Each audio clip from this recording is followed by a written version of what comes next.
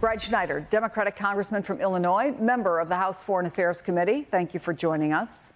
Thank you. Congressman, what can you tell us about the conversations you had? Who did you meet with, and what did they tell you?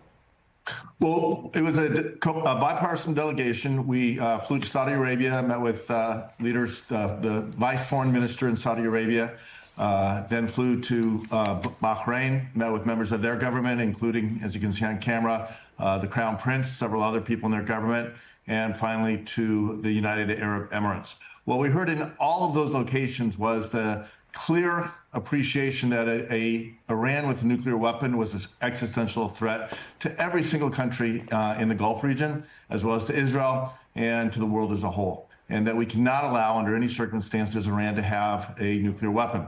At the same time, they were all hoping to see de-escalation, to see the violence currently between Israel and Iran calm down, as Keir Starmer mentioned in the lead-in, cooler heads.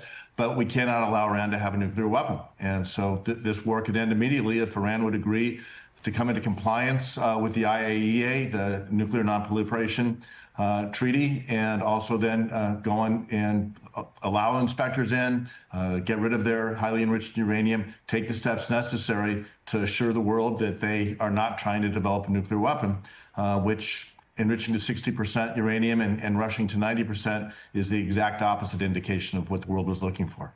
So that leads me perfectly into where President Trump is right now, which is he has a monumental and consequential decision to make about what involvement the U.S. might have if diplomacy fails.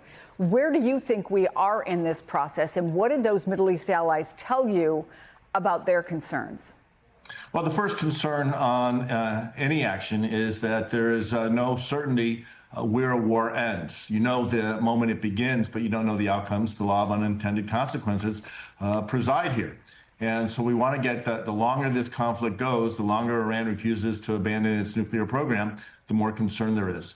It is true the president has a very consequential decision. It's not just his decision. In fact, Congress in the Constitution has the responsibility to decide when the United States does go to war. So I believe the president needs to come to Congress, and we need to understand what is known about Iran's nuclear program. We have known for a while they were on the precipice of having sufficient enriched uranium to build a nuclear weapon.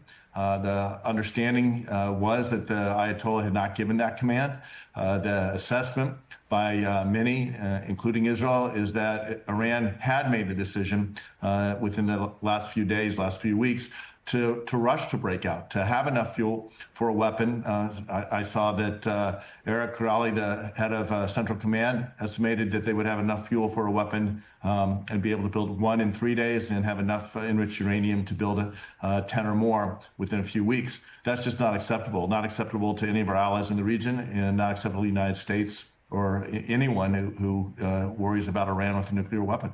Well, which leads us to the question of what can be done about it. Israel's defense minister is calling Iran's supreme leader a modern-day Hitler, saying, quote, he can't continue to exist. And that's one of many statements we're hearing from Israeli leaders suggesting that their goals go beyond dismantling the nuclear program. In fact, we had the Israeli ambassador to the U.S. on yesterday. He was openly encouraging the Iranian people to seize the moment, rise up against their leaders. What would that mean for the world if they did? You know, I can't speak for the foreign minister. I did speak with the foreign minister yesterday with my colleagues in United Arab Emirates. We were able to have a conference call. But here's what I can tell you. In 1979, when the current regime took over Iran within a violent revolution, they declared the United States to be their enemy, Israel to be their enemy. They have waged a low-scale war ever since. Number one supporter of state terrorism, including the attacks on the Marine barracks in Lebanon and Khobar Towers in Saudi Arabia, attacks on the Jewish community in Argentina, as well as attacks in Europe and around the world. Iran, this regime in Iran, is an enemy of the United States, self-declared. They've declared their enemy to the United States with chance of death to America, death to Israel. We know what they want and we know where they stand. And that's why allowing Iran to have a nuclear enrichment is extremely concerning, and we can never allow Iran to have a nuclear weapon.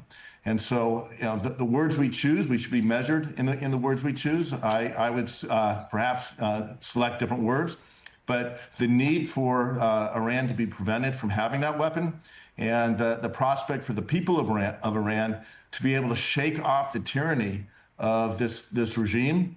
They tried it in 2009, again in 2019, and again in the last couple of years.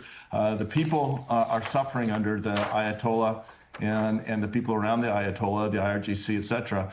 And my hope is that those people will be able to take their future into their own hands. Congressman Brad Schneider, thank you so much for being on the program. Appreciate it. Thank you.